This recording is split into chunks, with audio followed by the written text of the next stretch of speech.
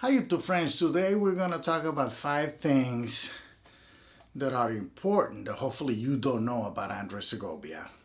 But first of all, I'm going to recommend a DVD. I have this DVD, you can still get it on Amazon. It has 2 films about Andrés Segovia, Segovia at Los Olivos and The Song of the Guitar. These are 2 excellent films about Mr. Segovia, and I also have this collection of Segovia that I got. It's called Golden Jubilee Segovia. Look, it's a nice vinyl collection of Segovia.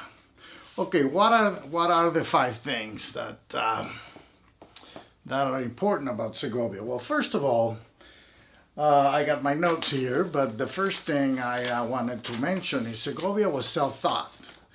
He learned the guitar by himself. He took a few lessons on other instruments, but he fell in love with the guitar. I think I heard that his uncle played, when he had him in his arms, he simulated strumming the guitar, and then he saw somebody on the street playing the guitar, so he kind of fell in love with it. And he saw some poetry of the guitar, Andrés Segovia, so that was the instrument he chose.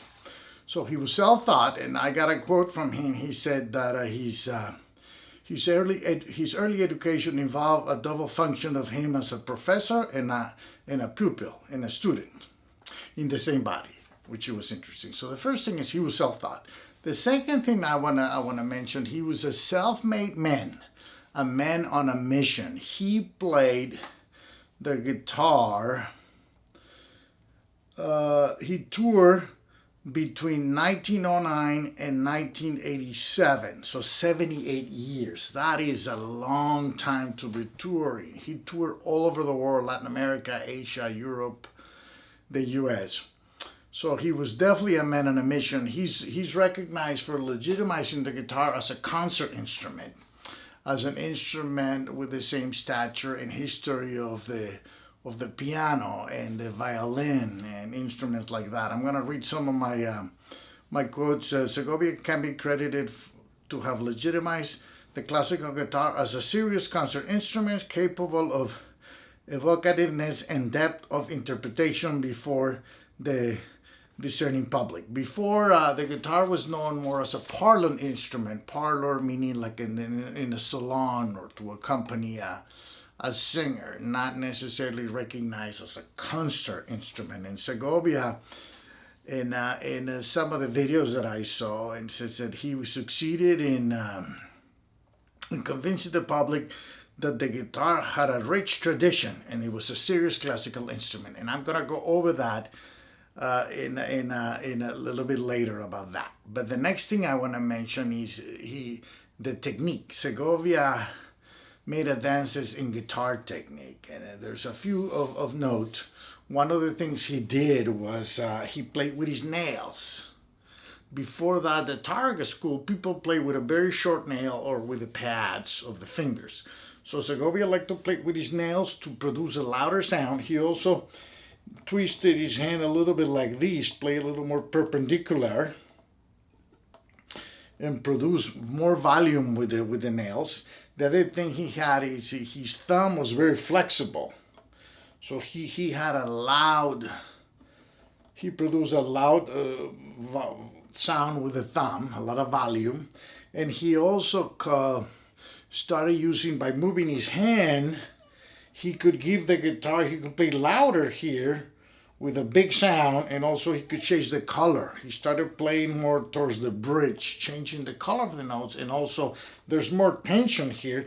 If I move this string here, if I go here, there's a lot more tension here. So Segovia played a little bit more towards the bridge, played with a nail, and his hand, instead of being like this, he turned it a little more like this, and his thumb was very flexible. He had big hands with fat fingers. That's kind of what is known about his right hand, and of course his left hand too.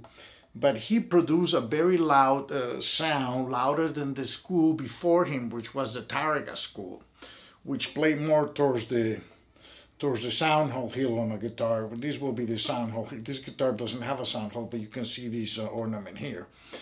In any case, So he was known for producing a louder sound for the concert stage. He didn't like amplification, like using microphones or things. So when he performed, he produced a very loud sound, like I said, with the guitar ready for the concert. So he revolutionized that. Before that, the guitar, like I said, it was more of a parlor instrument and not necessarily ready for the concert stage. Okay, and then the next thing I want to mention, number 4, Segovia was had a teaching style that because he was a self-made man, his teaching style was sort of the Segovia way or the highway. He really, really influenced people and almost really forced people to play in his style. The style that he created, and is a very romantic and very expressive style. But he saw that as the style the way the guitar should be played. And again, we're talking about somebody that lived for most of the 20th century. I'm going to mention he was born in 1893 and he died in 1987 at 94 years old. And like I said earlier, he performed for 78 years. So he was giving master classes, and he was influencing a lot of people touring all over the world. I'm going to read some of my quotes here. I better use my glasses because I noticed that it's easier to see.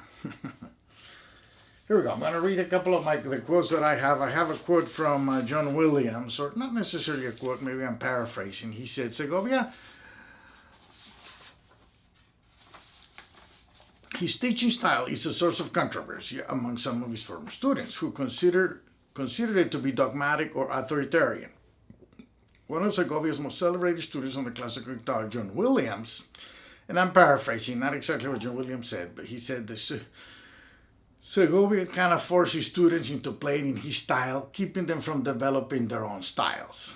Okay, so yes, I seen some of the master classes at Santiago de Compostela. Segovia saw his style as the style that people should play it in, and so if you had other ideas, he wouldn't hesitate in correcting you. There's even a master class he's giving where Michael Chaplin, a great guitarist that passed away recently from,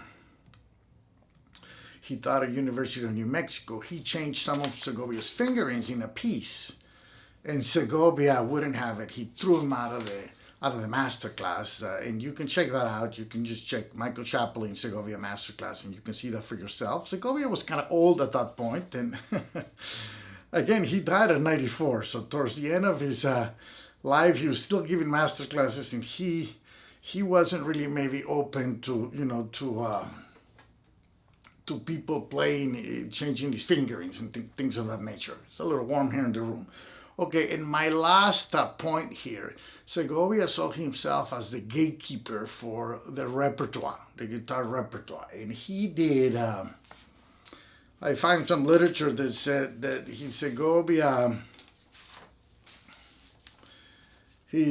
Segovia's repertoire was divided into 3 principal pillars. The first one was that we're going to talk about. It was contemporary works by composers like Torroba, Rodrigo, Manuel Ponce, Castronuevo Tedesco.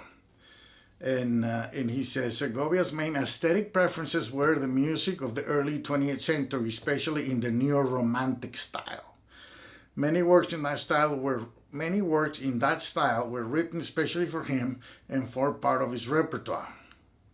So Segovia was very selective in the music that he commissioned composers like Ponce or Torroba or Rodrigo to write for him. They said he was very specific in when he commissioned a piece, in what he wanted. He had an influence in the composer, and then when it came to playing the guitar, he had the liberty of sort of transcribing or translating those. The composer will write the music, and Segovia will put it into the guitar, into his own style.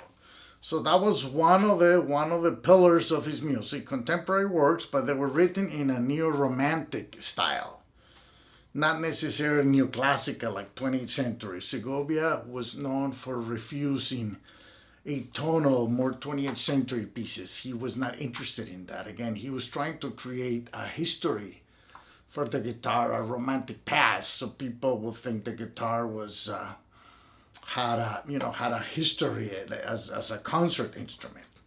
Okay, the second pillar was transcriptions. Segovia made transcriptions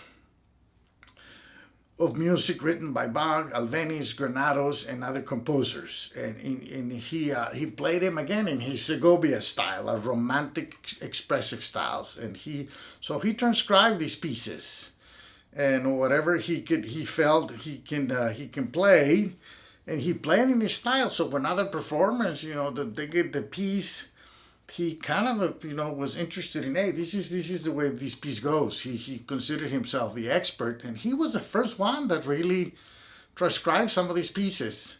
So he was very invested in things being a certain way. Okay, and the last pillar here of his repertoire was, compositions by Sor, by Tárrega, more guitar pieces. So again, he had contemporary pieces in a neo-romantic style, then he did transcriptions of Bach, Granados, Albéniz, and then he also played songs by Sor and Tárrega, okay?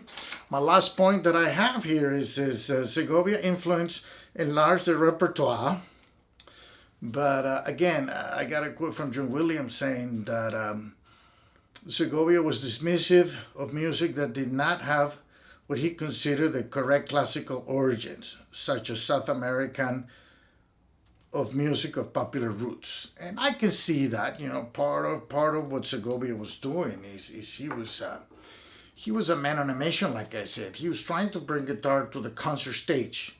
He wasn't interested in other composers that or other guitarists like Barrios. Agustin Barrios was a great guitarist, and there are stories about Segovia not really, being fair towards Barrios, and Segovia was interested in a lot of this music. The neo-romantic was music associated with Spain, and he wanted to give this guitar he wanted to bring the classical guitar to the concert stage. He wasn't interested in music of folk origins, or definitely not interested in somebody that played better than him, so so he had his mission, and he was faithful to it. He toured the world, and he influenced a lot of people. There was a lot of players, that have influenced by Segovia, a lot of players that we know of, Parkinin, John Williams, and even a lot of the Romero's family, that Celidonio, the dad,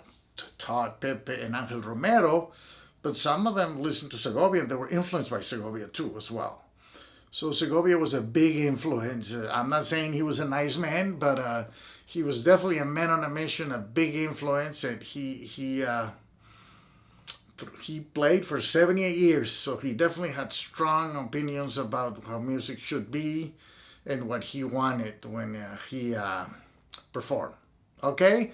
Well, give back and be blessed. Thank you for listening to this one. This was an interesting one about Andrés Segovia, and hopefully it helps some of you understand Mr. Segovia a little better. And we'll see you in the next video. I got some lessons coming up on Here Comes the Sun and Take 5 and a few other songs. Okay. Bye-bye. Thank you.